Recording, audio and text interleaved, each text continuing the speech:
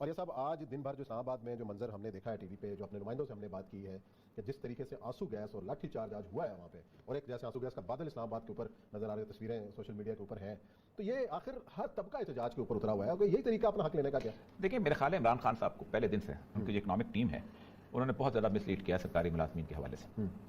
देखिए, सरकारी मुलाजमीन वाहिद वो तबका है कि जो खालिसतन तनख्वाह के ऊपर बेस करता है। सही है। आप वो अलहदा को जॉब करना चाहें तो आप उसको पकड़ के बंद कर देते हैं, आप कहते हैं आप नहीं कर सकते। सरकारी मुलाजमीन वो वाहिद तबका है कि जो अगर एक खास लेवल से ज़्यादा हो जाए तो उसका इनकम टैक्स बदौर शमशीर काट लिया जाता है।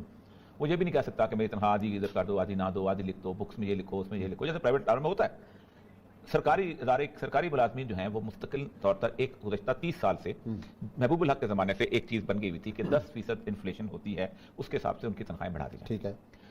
पाकिस्तान के किसी भी इस्टेब्लिशमेंट को देख लें, सरकारी मुलाजमीन की तनख्वाह कम अज कम उनकी निस्बत 5 गुना कम है। वो MBA जो बाहर से करके आता है और एक प्राइवेट सेक्टर में एम्प्लॉय होता है, वो अगर 4 लाख लेता है, 5 लाख रुपए लेता है, तो वो MBA जो कि कंपेटिटिव एग्जामिनेशन पास करके पाकिस्तान के टॉप 160 लोगों के अंदर आता है, वो वहां पर आके 60,000 तनख्वाह लेता है। ये तो पहले बात है, क्लियर कर दीजिए, ये कोई जज नहीं है। अच्छा, इनके मुतालबात पर और ये जो फर्क है इस पर हम बाद में बात करते हैं। जो आज अपडेट लेते हैं, अपने नुमाइंदे अवैस मौजूद है वहाँ पे, सारा दिन आंसू गैस की शेलिंग के दौरान भी उन्होंने कवरेज की है। बाकी इस्लामाबाद के हमारे रिपोर्टर आयशा शोएब को भी हमने देखा, अवैस को भी देखा, जिस तरीके से इन्होंने मुश्किल हालात के अंदर रिपोर्टिंग की है। पहले इशू समझ लेते हैं। अस्सलाम वालेकुम अवैस। अवैस, ये बताइएगा कि ये जो मुलाजमीन है ये कौन है, किन किन इलाकों से आके इस्लामाबाद में आए हैं और इनका मुतालबा क्या था? पहले अगर इनके मुतालबात हुकूमती अहकाम के साथ हुए हैं तो क्यों वो कामयाब नहीं हुए, किस सतह पर मुज़ाकरात हुए, और अब जो आपने जो इतला मिली है कि 2 घंटे के लिए वक्फा दिया गया ऑपरेशन में ताकि मुज़ाकरात किए जाए, तब मुज़ाकरात कौन कर रहा है और इन लोगों के मुतालबात मोटे मोटे कौन से हैं और क्या है? जी उस्मान साहब, बहुत शुक्रिया। आज सुबह जब सरकारी मुलाजमीन, ये आपको पहले बताता चलूँ कि ये इस्लामाबाद के सरकारी मुलाजमीन के साथ साथ दीगर सूबों के जिसमें KP के और पंजाब के भी और खैबर पख्तूनख्वा के जो सरकारी मुलाजमीन हैं वो भी यहाँ पर एहतजाज में शरीक हुए हैं, क्योंकि इनका मुतालबा था कि एक तो इनके ग्रेड जो हैं वो अपग्रेड नहीं किए गए गुज़श्ता 2 सालों से। इसके अलावा जो 2 सालों से इनकी जो हर दफ़ा पे बढ़नी होती थी वो पे नहीं बढ़ी, क्योंकि महंगाई दिन ब दिन बढ़ रही है। क्योंकि मुजाहिरीन ने यह भी कहा है कि वज़ीर-ए-आज़म इमरान खान जब ये कहते हैं कि उनकी लाखों में तनख्वाह होने के बावजूद उनका गुजारा नहीं हो पाता, तो 15,000 से लेकर 40-50 हज़ार रुपये तक इस महंगाई के दौर में इन मुलाजमीन का घर का खर्च कैसे चलेगा। इस हवाले से मुलाजमीन थे कि आज उन्होंने डेडलाइन दी थी, क्योंकि इससे पहले काफ़ी दौर और अदवार गुजर चुके थे, मुज़ाकरात भी हुए, हुकूमत की जानिब से यकीन दहानियाँ भी हुई, लेकिन आज की डेडलाइन दी गई थी 10 फरवरी की। आज जब सुबह यहाँ पर आए तो पुरअमन एहतजाज किया जा रहा था। सेक्रेटरीट की जानिब जब इन्होंने पेशकदमी की तो पुलिस की जानिब से आंसू गैस की शेलिंग की गई, और शेलिंग इतनी शदीद थी कि इलाका मैदान जंग बनने के साथ साथ 1 से 1.5 किलोमीटर तक इस इलाके में खड़ा होना मुश्किल हो चुका था, दुश्वार हो चुका था। न सिर्फ मुजाहिरीन बल्कि पुलिस भी उससे मुतासिर हुई और आखिर पुलिस को भी पीछे हटना पड़ा। लेकिन जिस तरह सरकारी मुलाजमीन पर आज सेक्रेटरीट में लाठीचार्ज और आंसू गैस की शेलिंग की गई और जिस तरह गिरफ्तारियां अमल में लाई गई, ऐसा वाकया इस्लामाबाद में अपनी नौयत का पहला ये वाकया है कि सेक्रेटरीट के मुलाजमीन पर इस कदर पुलिस की जानिब से शेलिंग की गई है। मुजाहिरीन की क्योंकि लीडरशिप थी उसको गिरफ्तार कर लिया गया था। इसके बाद मुजाहिरीन ने मुकम्मल तौर पर इनकार किया था कि किसी किस्म के भी कोई मुज़ाकरात नहीं होंगे, क्योंकि जब तक उनकी लीडरशिप को रिहा नहीं किया जाता। अब क्योंकि जो मुजाहिरीन है उनकी जानिब से मुतालबात, वो जो मुज़ाकरात है उसका एक दौर शुरू हो चुका है, और इस मुज़ाकरात जो है वो 3 रुकनी कमेटी जो हुकूमत की जानिब से बनाई गई थी, जिसमें वफाकी वज़ीर दाखिला शेख रशीद अहमद, परवेज़ खटक और इसके अलावा अली मोहम्मद शामिल हैं। अब जो मुज़ाकरात का एक दौर है वो शुरू हो चुका है, और इस मुज़ाकरात के दौरान ज़िला इंतज़ामिया की जानिब से ये ऐलान किया गया है कि अब 2 घंटे तक ऑपरेशन नहीं किया जाएगा।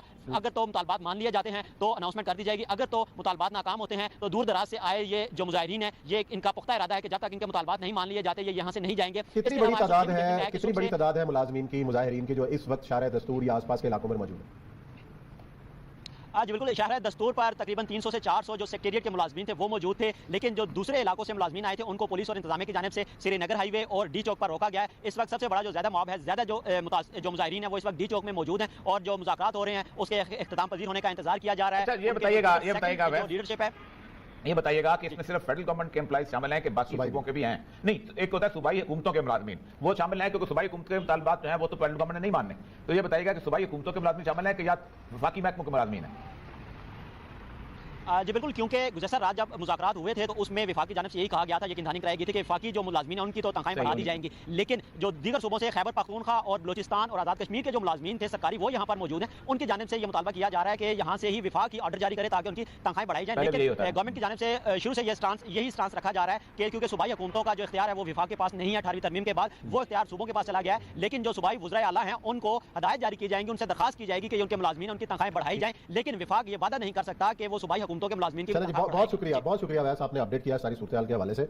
बात तो वही, और ये सब सूबाई मुलाजमीन भी हैं, वफाकी मुलाजमीन भी हैं। 18वीं तरमीम के जो गंद है ना, जो गलास्ते हैं वो नजर आना शुरू हो गए ना, लेकिन उसमें सबसे बड़ी बात यह है कि आपके पास देखें, पहली बात तो यह है कि 6,63,234 पोस्टें हैं आपके पास इस वक्त फेडरल गवर्नमेंट की। ठीक है। उसमें से 5,81,240 आपने मुलाजिम रखे हुए हैं। ये टोटल पूरे 22 करोड़ वफाकी महकमों के मुलाजमीन हैं। सही। इन मुलाजमीन को जो आप तनख्वाह देते हैं वो मैंने आपको बता दी। बुरे हैं, भले हैं, गंदे हैं, काम नहीं करते, सुबह गाड़ियां चलती हैं, ट्रेनें चलती हैं, वहां पहुंचती हैं, मुसाफिरों को लेके आती हैं, यहाँ आती हैं।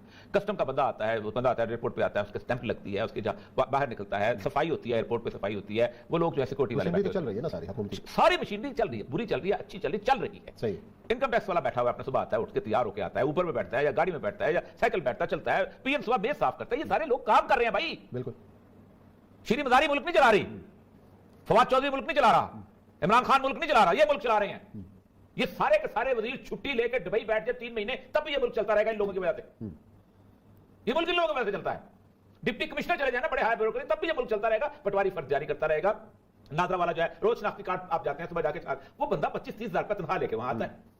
वो बंदा कहता है कि मैं सुबह सवेरे उठ के आता हूं, सुबह रोता हुए बच्चों को छोड़ के जाता हूं, शाम को रोता हुए बच्चों को देखता हूं आके।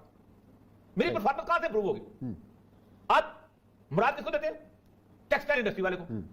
उसको टैक्स हॉलिडे देते हैं ताकि तुम बंदे सीधे बाहर भेजो। क्यों? क्योंकि डॉलर्स आए तुम्हारे पास। ये जो क्रक्स है, आप देखें दुनिया पूरी के अंदर होता क्या है। वो कहते हैं कि सब्सिस्टेंस लेवल मुलाजमीन का इतना कर दो कि मिनिमम रिक्वायरमेंट पूरी हो जाए। हर जगह पे अच्छी एडमिनिस्ट्रेशन के लिए कि वो अपनी बच्चों की तालीम के लिए कहीं इधर उधर ना देखे, बच्चों की सेहत के लिए कहीं इधर उधर ना देखे, और तीसरे नंबर पे घर के लिए इधर उधर ना देखे। दुनिया में ये 3 बुनियादी चीजें उनकी पूरी कर दी जाती हैं। बाकी खाने पीने का मामला तो तनख्वाह से पूरी करता है।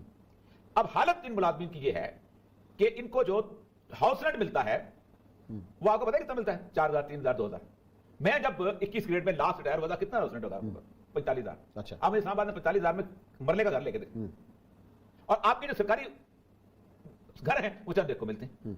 ये जज नहीं है कि इंसाफ के नाम पे आज इस वक्त एक सुप्रीम कोर्ट के जज की पेंशन को 9-10 लाख रुपया। आज एक सचिव जज 20-22 ग्रेड के अंदर है। हम 18 ग्रेड में डिप्टी कमिश्नर होते थे, वो भी 18 ग्रेड में थे, तो चले गए, इसलिए कि आपका एक क्लाउड नहीं है, आपके पीछे एक वकील नहीं है। इसी तरह पाकिस्तान की आर्मी के अंदर भी जर्नलों को छोड़ के बाकी देखिए प्लॉट मिलता है इतने से लोगों को, इतने से क्लाउड को।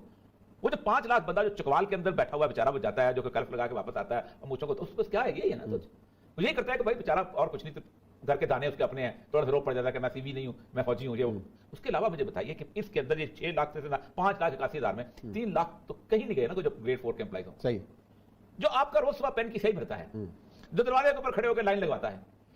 2 साल हो गए हैं, आपने हर चीज बढ़ाई है स्वाय इन मुलाजमीन की तनख्वाह के। आप मुझे बताइए कि इनके अलावा प्राइवेट सेक्टर जो है वो क्या देता है? वो तो आपसे पैसे मांगता है, आपसे 250 रुपया लेता है प्राइवेट सेक्टर, और आपकी टीसीएस और आपकी क्या जो डीएचएल और ये 4-5 रुपए लेके आप देंगे, उसके हिसाब से तनख्वाह देंगे, उसके बावजूद तनख्वाह देते।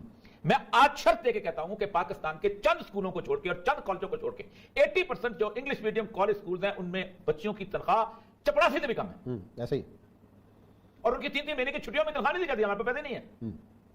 मैं आपको चले मेरे साथ और आपको प्राइवेट हॉस्पिटल के अंदर डॉक्टर्स की तनख्वाह दिखाऊं, वो आम डॉक्टर से भी कम है। आपने कमाल कर दिया हुआ है कि आप उसके बावजूद भी आप मतलब आप देखिए, आप कंपैरिजन करते हैं एक आला तरीन सर्विस का और उसके साथ आप कहते हैं कि यहां मुझे आला तरीन सर्विस तो 25,000 रुपए में ऐसे मिलती है कभी? आप एक लम्स का जो टीचर है, जितनी वो तनख्वाह लेता है, जितनी वो मुराद लेता है, एक वीकन उसका टीचर है, उसको कहते हैं तो मुकाबला करो उस टीचर के साथ कि जिस टीचर की जेब में इतने पैसे नहीं होते कि वापसी पे वो बैठ के तो रिक्शे में चला जाए, वो पैदल जाता है। सही है।